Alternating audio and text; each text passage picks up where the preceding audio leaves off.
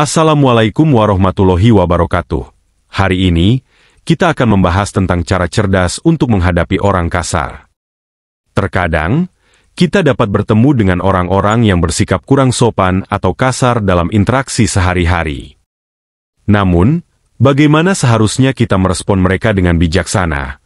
Penting untuk memahami bahwa setiap orang memiliki latar belakang dan pengalaman hidup yang berbeda. Oleh karena itu, cara terbaik untuk menghadapi orang kasar adalah dengan bijaksana dan penuh empati. Kali ini, kita akan membahas beberapa tips dan strategi untuk menghadapi orang kasar dengan cara yang cerdas dan efektif. Mari kita mulai dan temukan cara terbaik untuk merespon perilaku kasar dengan bijaksana. Yang pertama, tetap tenang dan tegar. Ketika seseorang bersikap kasar, kamu mungkin tergoda untuk membalas dengan cara yang sama. Namun, penting untuk diingat bahwa membalas hanya akan memperburuk situasi dan menciptakan siklus kenegatifan yang tiada ujungnya. Sebaiknya, tetaplah tenang dan kalem. Dengan tidak mengeskalasi situasi, kamu mencegah konflik menjadi tidak terkendali. Strategi ini tidak hanya efektif dalam meredakan ketegangan, tetapi juga dapat membuat pihak lain merenungkan perilaku mereka ketika mereka melihat bahwa aksi atau komentar negatif mereka tidak mempengaruhimu. Selain itu, mempertahankan ketenangan dalam keadaan tegang menunjukkan tingkat kedewasaan dan pengendalian diri yang sangat luar biasa. Yang kedua, jangan langsung membuat kesimpulan. Beberapa tindakan dan omongan kasar bisa sangat menyinggung. Namun, tidak semua perbuatan atau perkataan tidak baik dilakukan dengan sengaja. Terkadang, apa yang terlihat seperti perilaku kasar atau tidak hormat bisa menjadi kesalahpahaman atau hanya upaya bercanda yang buruk. Itulah mengapa lebih baik untuk menghindari membuat kesimpulan yang terburu-buru. Cobalah cari tahu alasan di balik sikap mereka. Apakah mereka sedang stres? Apakah suasana hati mereka sedang tidak baik? Apakah mereka merasa tidak aman? Dengan mengetahui penyebabnya, kamu dapat merespons perilaku mereka dengan lebih hati-hati dan penuh pertimbangan. Melakukan ini tidak hanya membantu mengurangi ketegangan, tetapi juga memastikan bahwa tanggapan yang kamu berikan telah dipikirkan dengan baik dan bijaksana.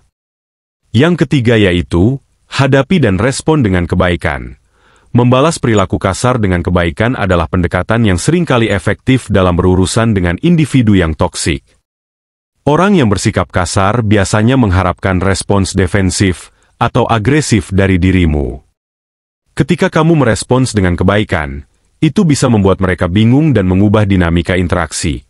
Tindakan ini bisa mengubah situasi yang awalnya memanas menjadi lebih terkendali, dan konflik yang sedang berlangsung bisa sepenuhnya teratasi. Namun, penting diingat bahwa menanggapi perilaku kasar dengan kebaikan bukan berarti membiarkan dirimu diinjak-injak atau diperlakukan buruk. Ini tentang menghadapi situasi dengan kedewasaan sambil tetap tegas jika diperlukan. Dengan menunjukkan kebaikan, kamu tidak hanya meredakan ketegangan, tetapi juga memberikan contoh positif tentang bagaimana seharusnya interaksi sosial dilakukan. Ini juga dapat membuat pihak yang kasar merenungkan perilaku mereka dan mungkin mendorong perubahan positif dalam sikap mereka di masa depan. Yang keempat, minta penjelasan.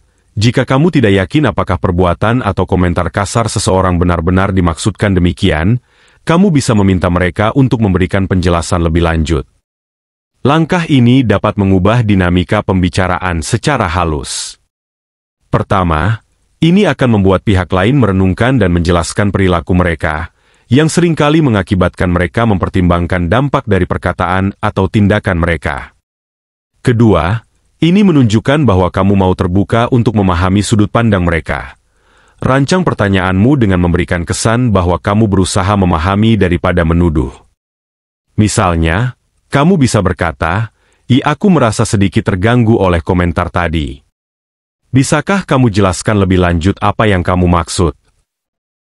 Pertanyaan semacam ini bisa membuka dialog yang lebih konstruktif dan membantu menyelesaikan kesalahpahaman. 5. Tunjukkan bahasa tubuh yang sopan. Bahasa tubuhmu adalah penyampai pesan yang kuat, yang mampu mengkomunikasikan lebih banyak hal dibandingkan kata-kata. Ketika kamu berada dalam situasi di mana seseorang tidak menghormatimu atau bersikap kasar kepadamu, Caramu membawa diri dapat berdampak signifikan pada bagaimana keadaan tersebut akan berlanjut. Perlu diingat bahwa bahasa tubuh yang agresif, seperti menyilangkan tangan atau menunjuk-nunjuk dengan jari, bisa secara tidak sengaja memperburuk situasi. Gerakan-gerakan tersebut cenderung diinterpretasikan sebagai defensif atau konfrontatif, yang membuat situasi menjadi semakin tegang. Sebagai gantinya, tunjukkanlah bahasa tubuh yang menandakan ketenangan dan pengendalian diri. Misalnya, menjaga kedua lengan tetap rileks di samping atau di pangkuanmu mengisyaratkan keterbukaan dan kemauan untuk terlibat secara konstruktif. Selain itu, mengangguk dan mempertahankan kontak mata menunjukkan bahwa kamu mendengarkan percakapan yang sedang berlangsung dengan seksama tanpa merasa terintimidasi. Dengan menggunakan bahasa tubuh yang sopan, kamu tidak hanya meredakan ketegangan, tetapi juga menunjukkan sikap yang matang dan mampu mengendalikan diri. Ini dapat membantu mengubah interaksi menjadi lebih positif dan produktif. 6.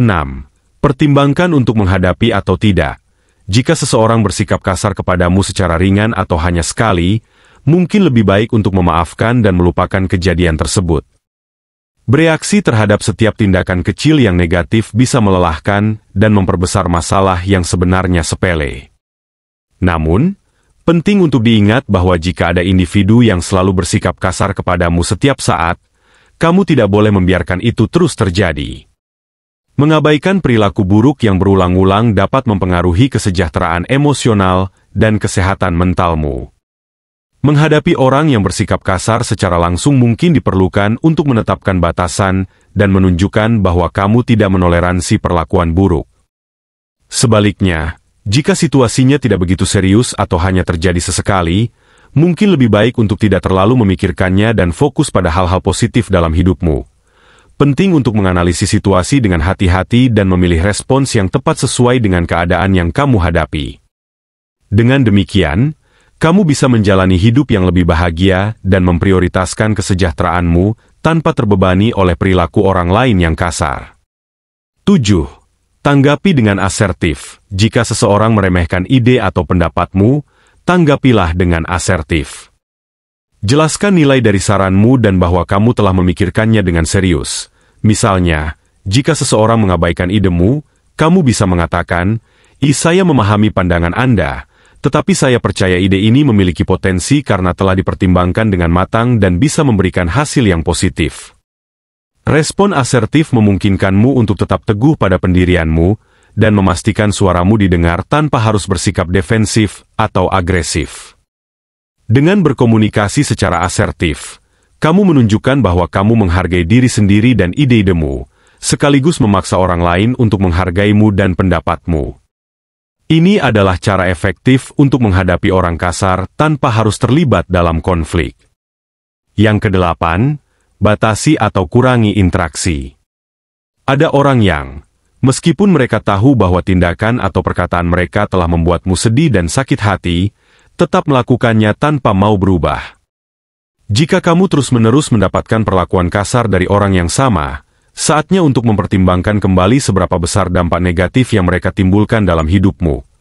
Perilaku kasar dan tidak hormat yang terjadi secara berulang-ulang dapat mempengaruhi kesejahteraan emosional dan kesehatan mentalmu.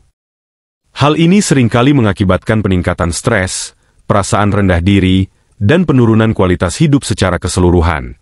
Ketika menghadapi situasi seperti ini, mengurangi jumlah interaksi dengan individu yang membuatmu merasakan kesedihan adalah langkah yang bijak.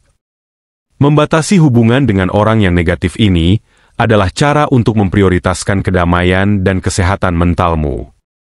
Ingatlah bahwa menjaga jarak dari orang yang kasar bukan berarti kamu lemah, melainkan kamu memilih untuk melindungi dirimu sendiri dari pengaruh negatif. Pilihan ini membantu memastikan bahwa lingkunganmu dipenuhi oleh orang-orang yang mendukung dan menghargaimu. 9. Pilih respons yang tepat. Terkadang, menanggapi perilaku tidak hormat dengan tegas adalah langkah yang tepat.